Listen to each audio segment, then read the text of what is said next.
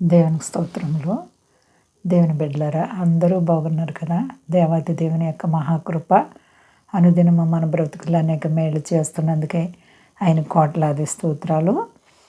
నిజంగా ఈ నూతన సంవత్సరంలో మళ్ళా మనల్ని దేవుడు ప్రవేశింపచేసినందుకే ఆయన కోట్లాది స్తోత్రాలు. అందరూ బాగున్నారు కదండి. ఈరోజు దేవుని వాగ్దానం కీర్తనల గ్రంథము 58వ అధ్యాయము 11వ వచనం. నిశ్చయముగా నీతిమంతులకు ఫలము కలుగును.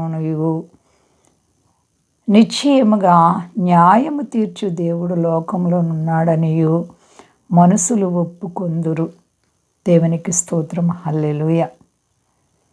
నిశ్చయముగా దేవుడు అంటండి నీతిమంతులకు ఫలమిస్తారంట.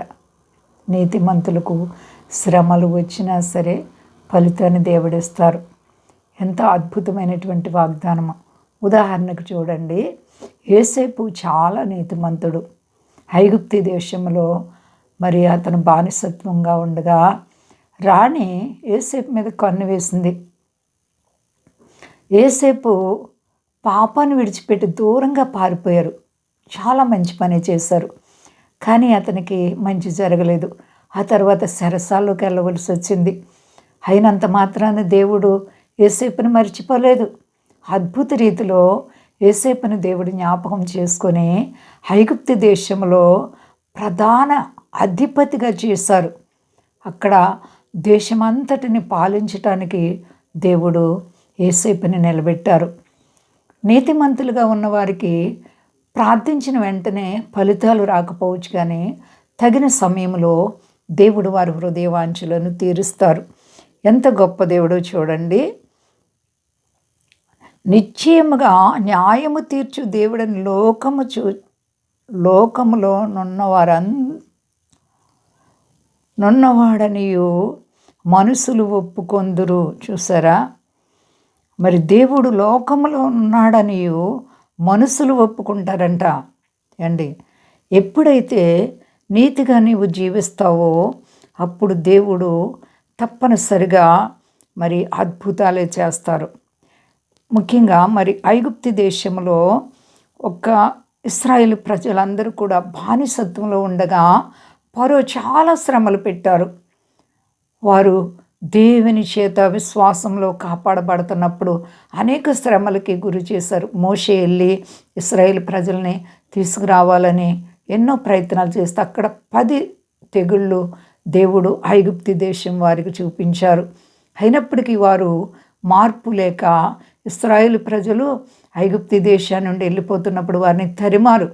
అయితే సముద్రములో వారు మునిగిపోయి మరలా కనబడలేదు. మనుషులు ఒప్పుకొని తీరాలి. దేవుని పిల్లలకు కొన్నిసార్లు శ్రమలు బాధలు వస్తాయి, కాకపోతే దేవుడు వదిలే దేవుడు కాదు. న్యాయమును బట్టి తీర్పు తీర్చే దేవుడు. ఎంత గొప్ప దేవుడు చూడండి. ప్రియ సహోదరి సహోదరా, మరి నీ జీవితంలో కూడా దేవాతి దేవుని యందు విశ్వాసాన్ని కలిగి ఉంటే భయంకరమైన శ్రమల్లో ఉన్నప్పటికీ కూడా నిన్ను విడిపించగల సమర్థుడు దేవుడు, ఫలితమిచ్చే దేవుడు. ఒకవేళ నీతిగా నువ్వు జీవిస్తున్నప్పుడు వెంటనే నీకు సమాధానం రాకపోవచ్చు, కానీ తగిన సమయమందు నీ మర్ర ఆయన ఆలకించి ప్రతిఫలం ఇస్తారు. కాబట్టి శ్రమలు వచ్చినప్పుడు ఎవరు కూడా భయపడకండి, విశ్వాసాన్ని కాపాడుకోండి. దేవుని ప్రేమ మన బ్రతుకుల్లో అద్భుతాలు చేయగలదు. అందరం కూడా నమ్మకత్వంగా దేవాతి దేవుని యందు విశ్వాసం కలిగి ఉందాం. అంతా క్షేమంగా ఉన్నారండి. ప్రార్థించుకుందాం. ప్రేమ నమ్మకమైన మా తండ్రి, నువ్వు ఎంత గొప్ప దేవుడు ప్రభువా.